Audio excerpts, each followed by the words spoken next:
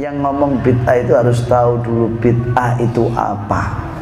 Kadang kita itu ikut-ikutan ya, ngomong gitu-gitu tapi tidak paham maksudnya ya. Maka nak bahasa ulama, jangan berbicara sebelum tahu yang akan dibicarakan, supaya tidak tersesat.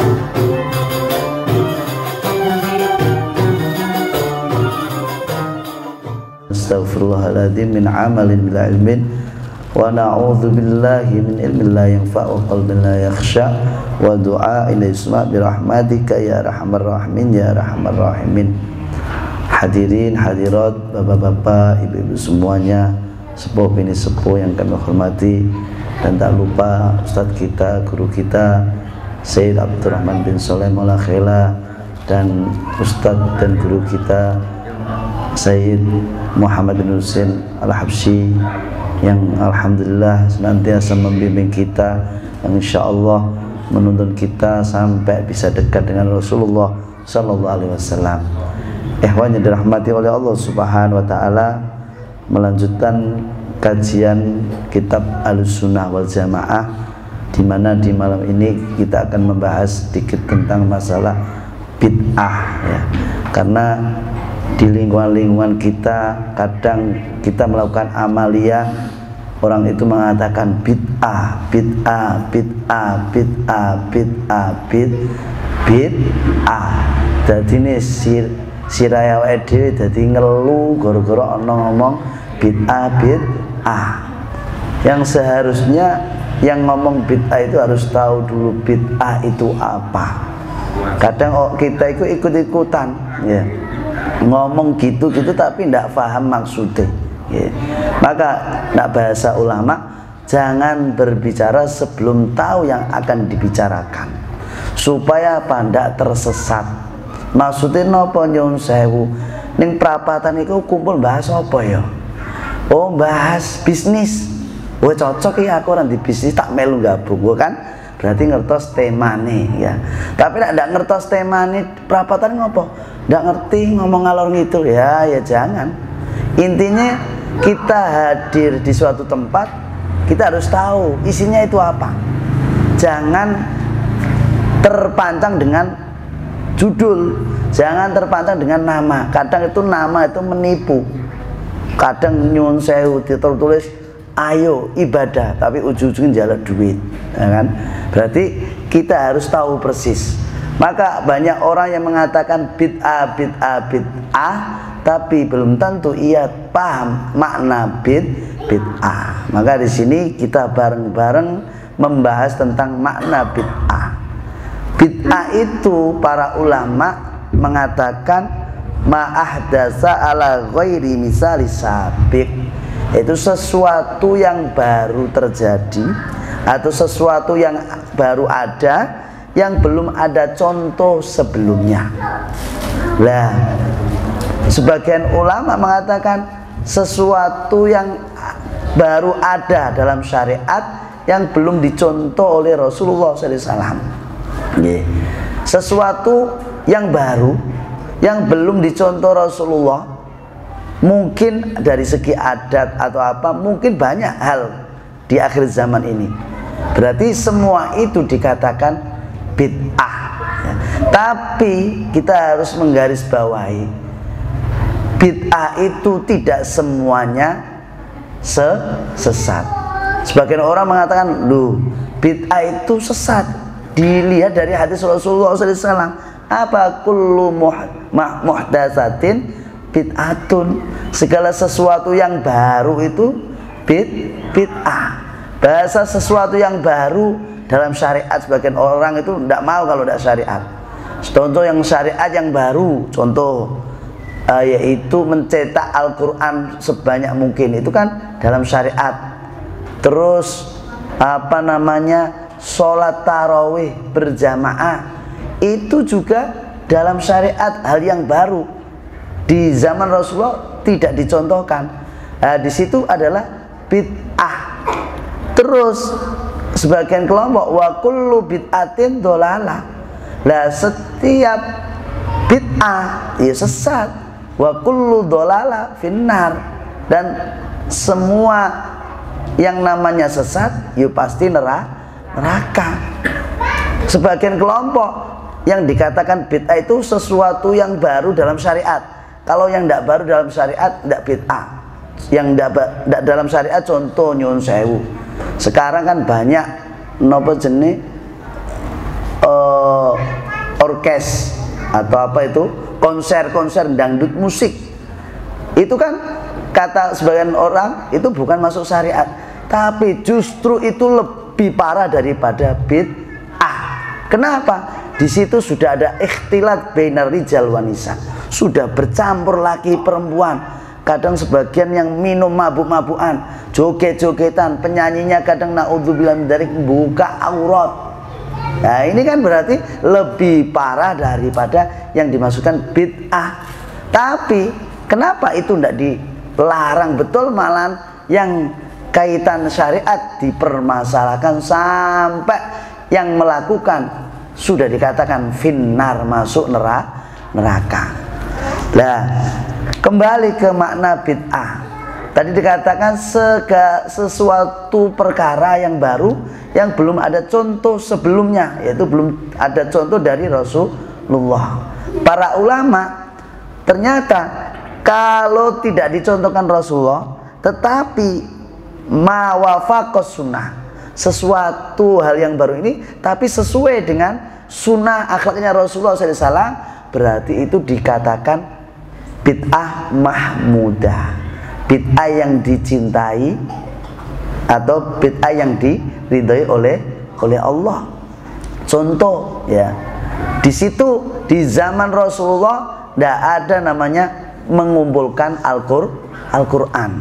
Sampai suatu hari Sayyidina Umar bin Khattab radhiyallahu anhu arda mendatangi Sayyidina Abu Bakar, mengatakan, "Ya Abu Bakar, inni la ara anta jama'al Quran."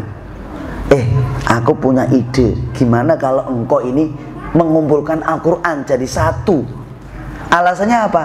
Ini Rasulullah sudah tidak ada dan penghafal-penghafal Quran ini sudah berpencar. Kalau seandainya orang-orang penghafal ini tidak kita kumpulkan, nanti lama-lama Al-Quran akan punah dengan sendirinya disebabkan wafatnya para hafid-hafid Quran. Kata Sayyidina Abu Bakar apa? Ya Umar, kaifa af'alu syai'an lam yaf'aluhu Rasulullah. Bagaimana aku melakukan seperti itu sedangkan Rasulullah tidak melakukannya? Ini kan tidak dicontohkan Rasulullah. Tapi Sayyidina Umar berpikir jauh, sehingga Sayyidina Abu Bakar, aku takut ini karena ada dicontohkan Rasulullah. Sehingga Sayyidina Umar mengatakan, wallahi wa khair. Ya Abu Bakar As-Siddiq, demi Allah itu baik. Sehingga Sayyidina Umar mondar-mandir ketemu Sayyidina Utsman, mondar-mandir ketemu Sayyidina Ali. Sama jawabannya seperti Sayyidina Abu Bakar. Ya Umar, bagaimana aku melakukan itu sedangkan Rasulullah tidak melakukan? Aku tidak berani. Nah ini lama-lama Sayyidina Ali ikut berpikir, oh iya, kalau seandainya ini tidak kita kumpulkan Al-Quran jadi satu buku, sudah wassalamualaikum umat setelahnya. Nah nyun sewu. Terus Sayyidina Ali cocok, lapor ke Utsman, Sayyidina Utsman cocok, lapor ke Sayyidina Abu Bakar radhiyallahu anhu. Kemudian mereka bersepakat, ya wes kita buat Al-Quran jadi satu, kita kumpulkan penghafal-penghafal Al-Quran dari satu, supaya apa? Isi Al-Quran terjaga.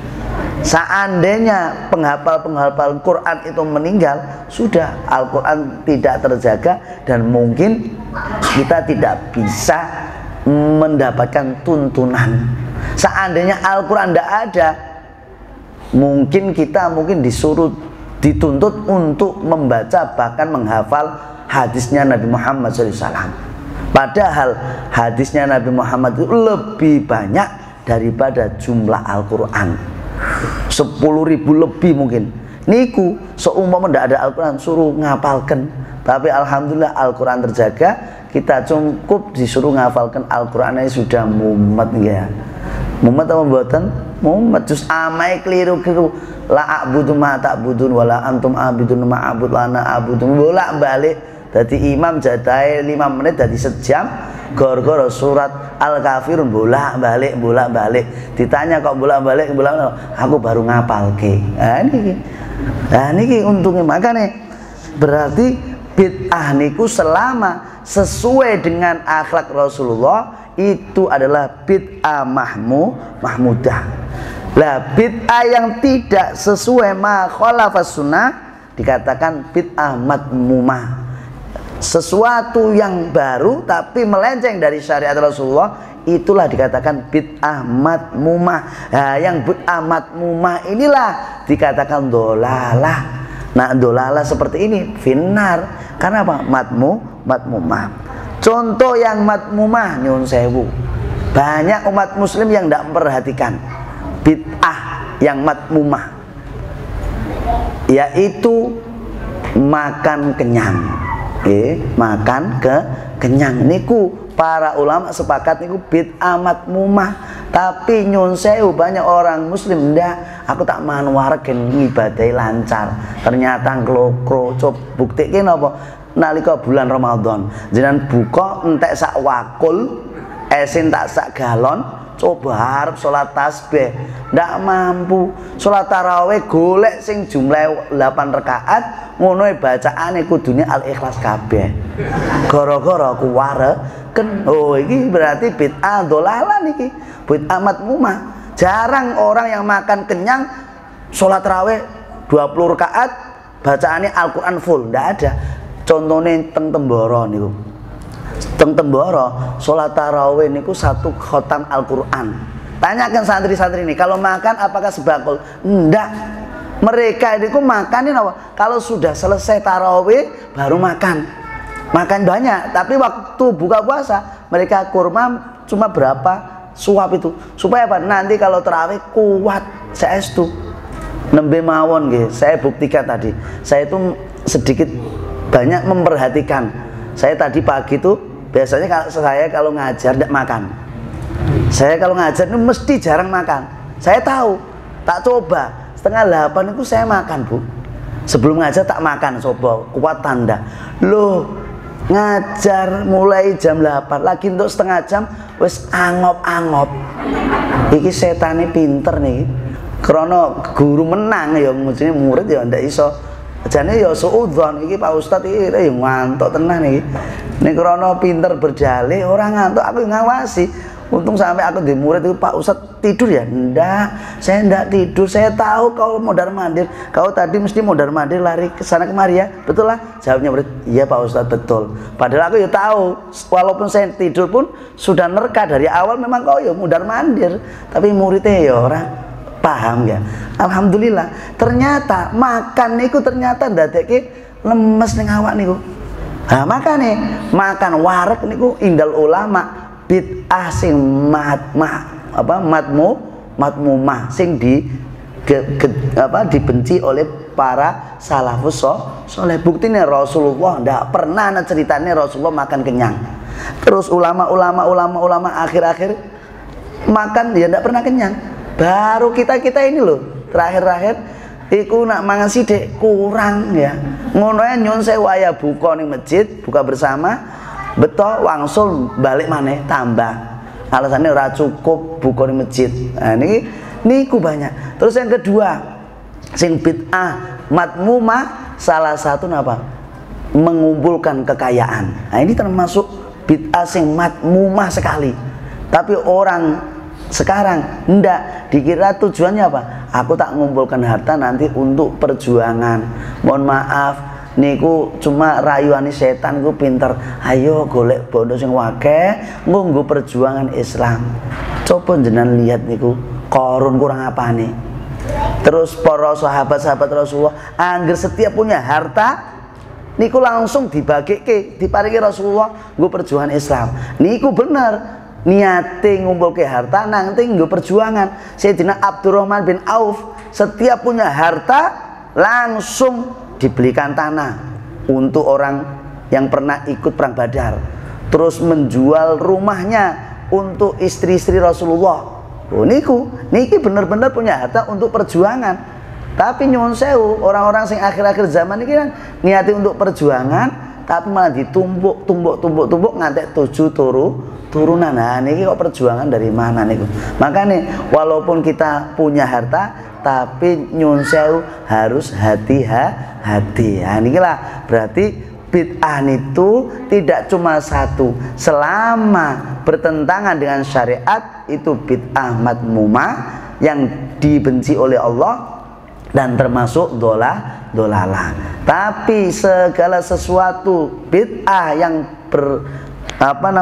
sesuai sunnahnya Rasulullah SAW dikatakan bid'ah mahmudah. Mudah-mudahan selama kita hidup ini berkumpul dengan orang-orang soleh, mudah-mudahan dikenalkan dengan akhlak-akhlak Rasulullah. Kalaupun melakukan bid'ah, mudah-mudahan bid'ah mahmudah, bid'ah yang dicintai oleh Allah Subhanahu wa ta'ala. Sedikit tentang keterangan bid'ah, insya Allah bulan depan kita lanjutkan tentang kajian Ahlus Sunnah wal Jamaah. Maka dari itu Bapak Ibu sedaya disuwun mugi-mugi saged istiqomah rawuh nggih.